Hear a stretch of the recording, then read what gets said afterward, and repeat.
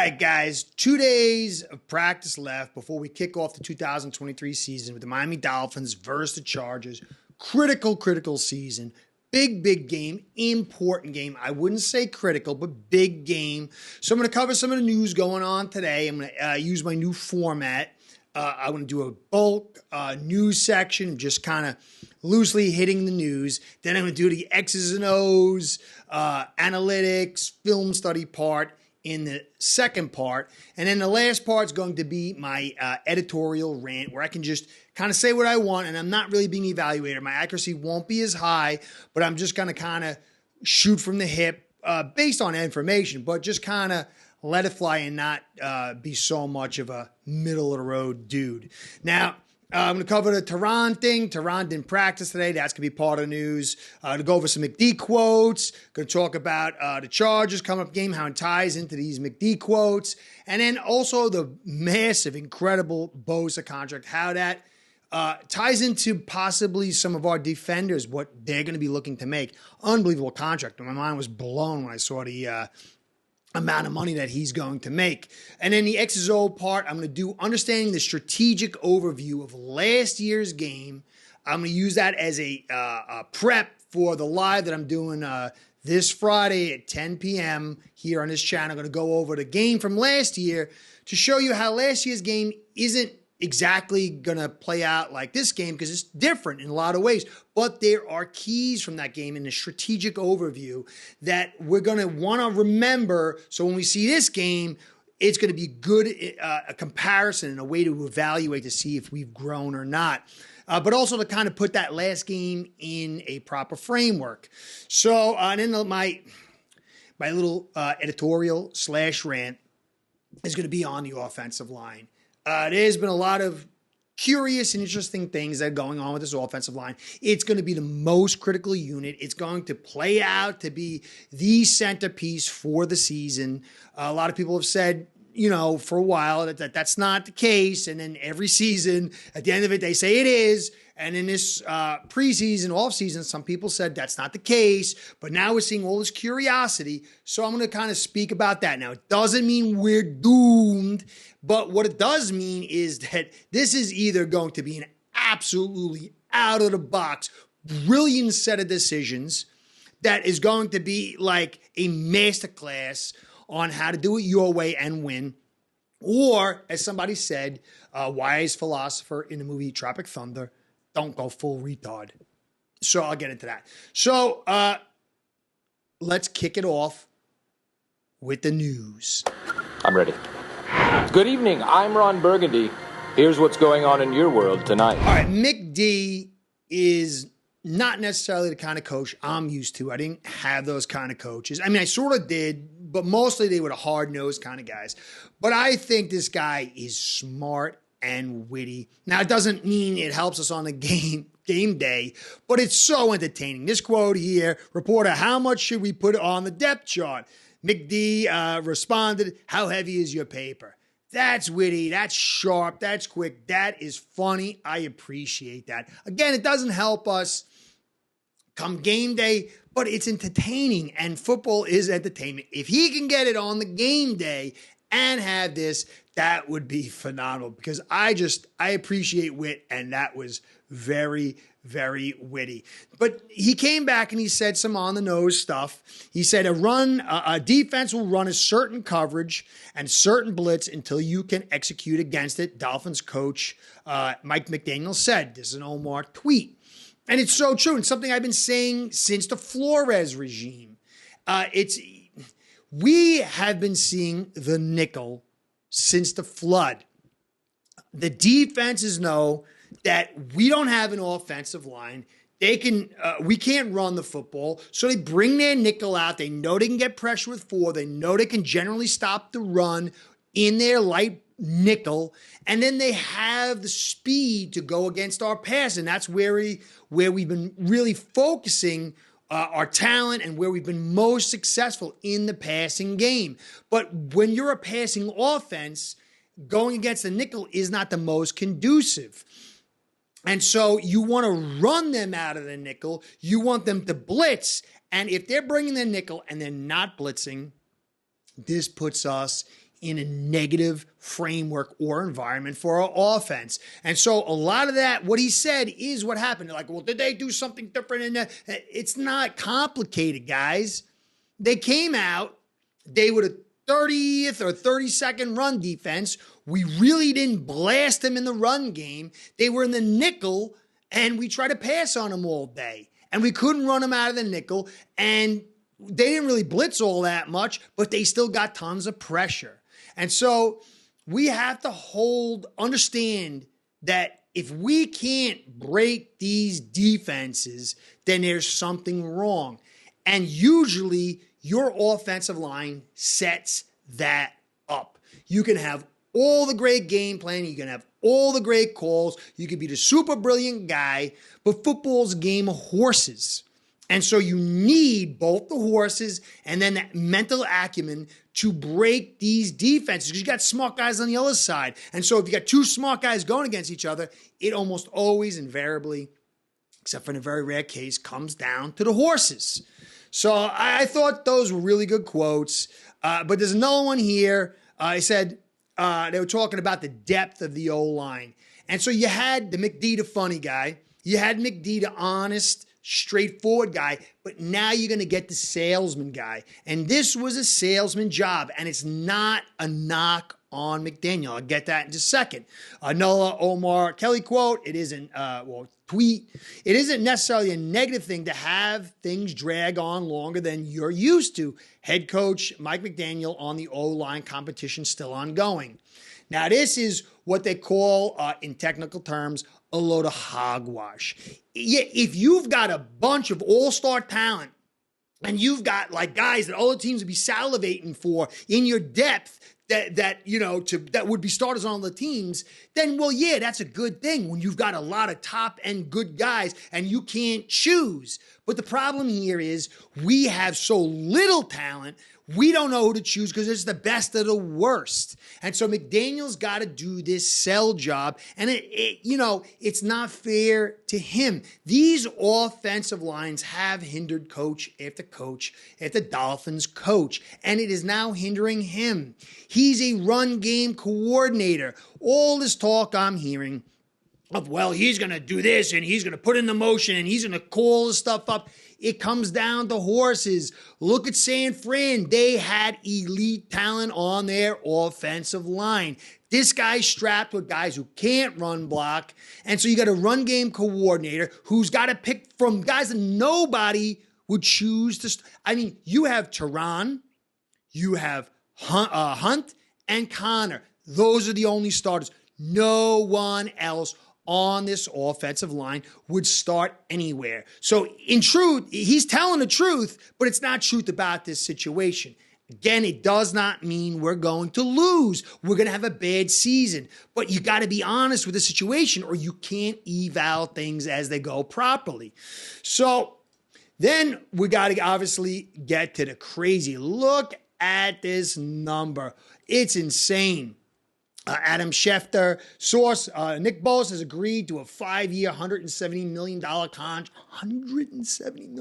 contract with San Francisco 49ers, including $122.5 million guaranteed by a wide margin. It will make him the highest paid defensive player in history. It's almost 20% of $1 1/5 of $1 billion. $1 billion. It's crazy. Micah Parsons is going to make. What is Micah Parsons going to make? And then why don't we bring it to the Dolphins? What if Phillips goes to where I think he's going to go or where we're hoping he's going to go? What is this guy going to make?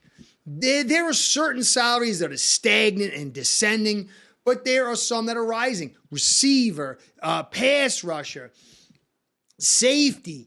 We got some big contracts. And, it's a couple of years away, but it all comes together. And so we got to keep our eye on this because the cap is legit. Long way. It's not going to defeat with 23 and 24 key season, but 25 and 26 this is going to start becoming a thing. These salaries in some areas are just staggering. So now we'll get back to specific Dolphin stuff. my man Terron is not practicing on Wednesday. And McDaniel said, well, look, last year he didn't practice all weekend and he played. And it's true. Terron can. But remember, he had a full off season of training camp and practices, and he got his body ready, and he came in and played a couple of games. He got hurt game one, but he kept on playing. The body was used to it. But if you notice, he kept coming back in, then he had to leave a little bit, and he came back in, and his play started degrading. Still was always good. But this is week one. And I don't think, he could show up on Sunday, but I don't think he's going to, nor should. We need to make sure this guy is ready because it's the long haul. I've said before, this is a big game. It's an important game. You got tiebreakers, but you got to beat the Patriots. You got to win at home. You got to beat division to get to a point where you're going to be in control. And the Chargers, while it would feel good, and you don't want to hear, Herbert won again, and stupidity like this. You don't want Terron coming in without any kind of real practice, coming off an injury, and then coming in week one and then getting hurt again long term. So I don't think we're going to see him, and it's a big, big deal. Him not being in, it changes everything. It doesn't mean we're going to lose. I think if Terron shows up, we do have a chance to win. But you have to understand, we've got strong receiving group. But to use these receivers, that means you got to take away from your blockers and put guys out in order to attack the depth of these secondaries and to get into your third and fourth wide receiver. But if you can't protect, then you're going to be facing this nickel, and it's going to be very difficult to crack it. But the way you crack it is getting these guys to creep up by running the football and not needing as many blockers as they have rushers. So you want 5 blockers versus 4 rushers and put these guys out and then have them go, hey, they're getting to our secondary. We can't give them enough time. Let's blitz. But that's not the case here. When you have Bosa and then when you have Mack on either side, and then you got Lamb and Jackson, they are highly overmatched, and then you're going to get pressure from their 4, and they're going to be able to keep drops, and they're not going to bite on your run game because they're going to be able to constrict your edges, and they're going to say, hey, you know what? Beat us inside. And that's where we got to attack. If you look inside, they got Joseph Day and Fox and all the guys inside. They're not very good. We've got to run this football.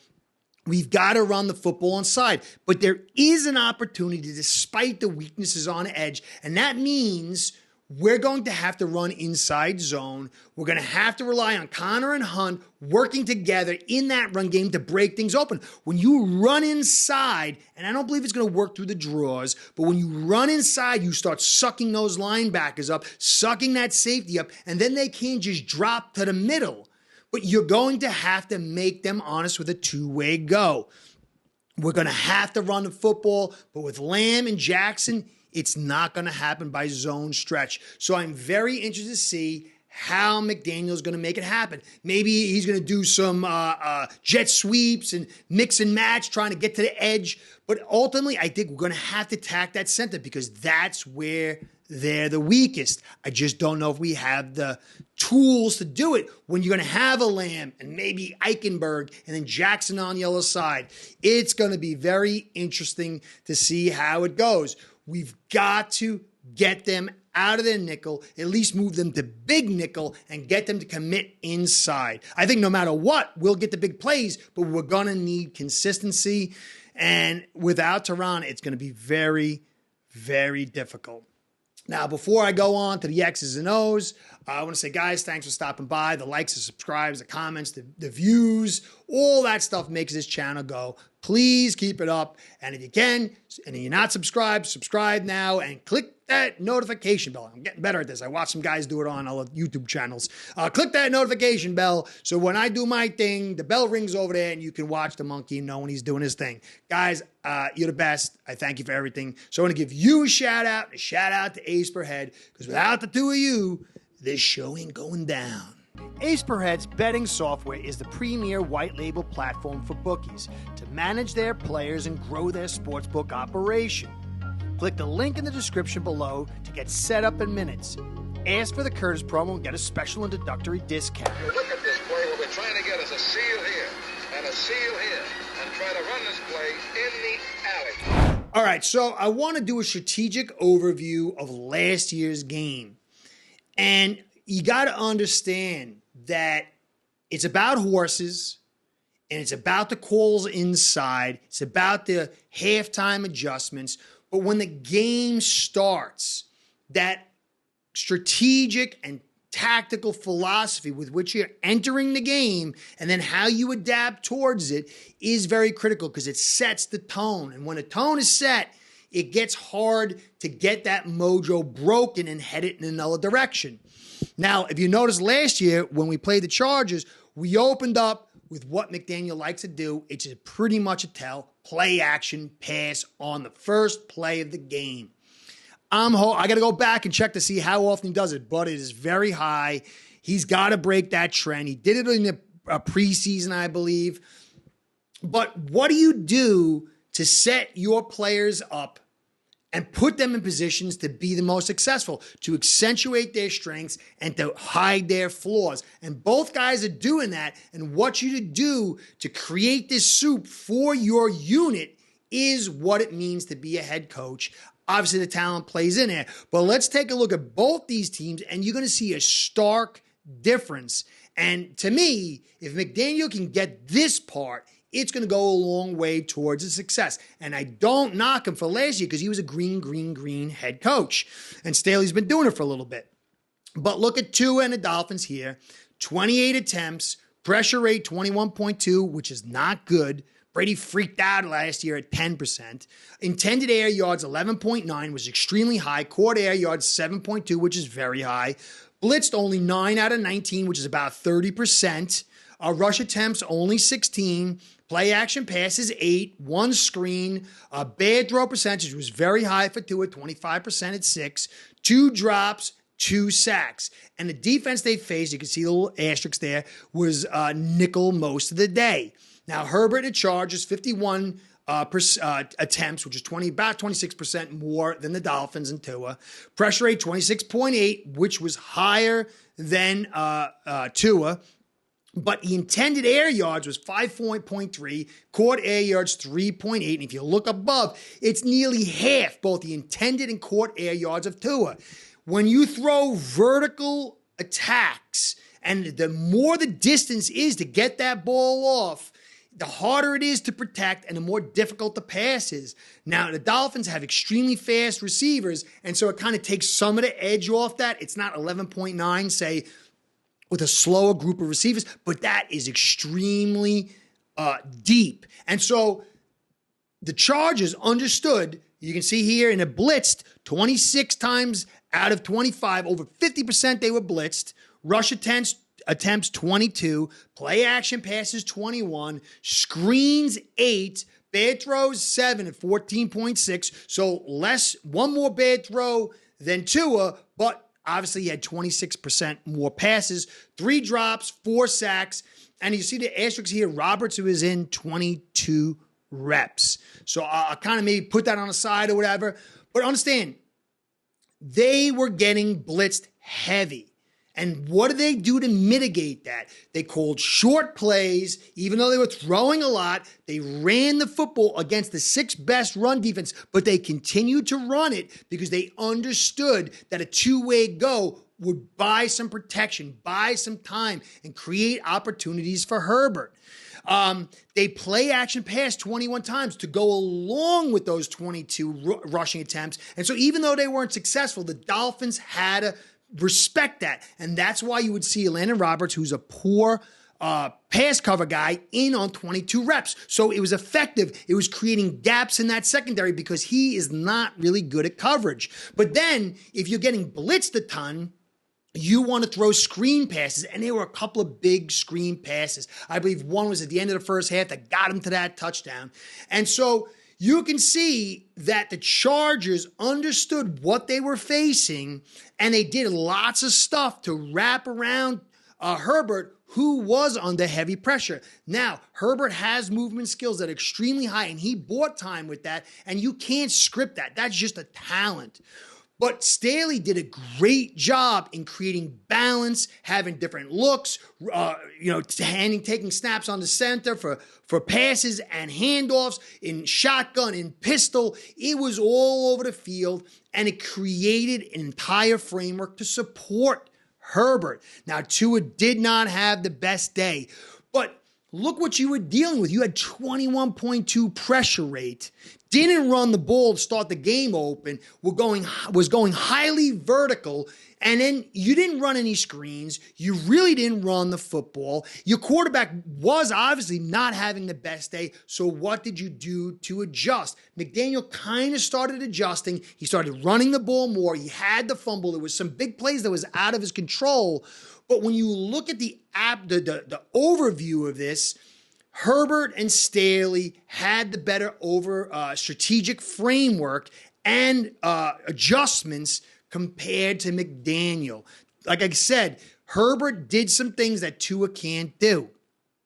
Tua does some things that Herbert can't do, which was the dropping the ball in. But the reason the Chargers were able to drop to that middle to take it away is because they could sit nickel all day, not blitz, get pressure, not cheat up, and not worry about the run. You had like 3 plays for 52 yards. It was like Wilson had a big one, Mostert had a big one, and Tua had a big one for 52 yards on 92 yards on a day.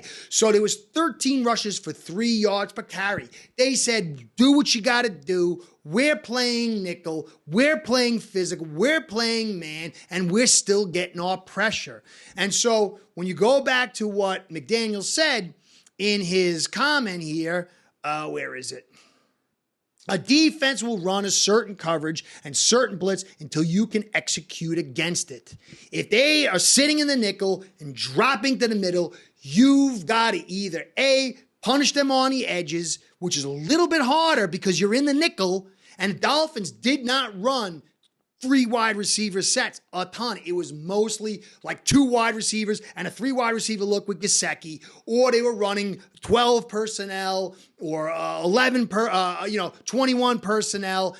They weren't able to run this 30th or 32nd ranked run defense out, and they were able to maintain the nickel, and that's what happened. That was the key. Not that they called something brilliant.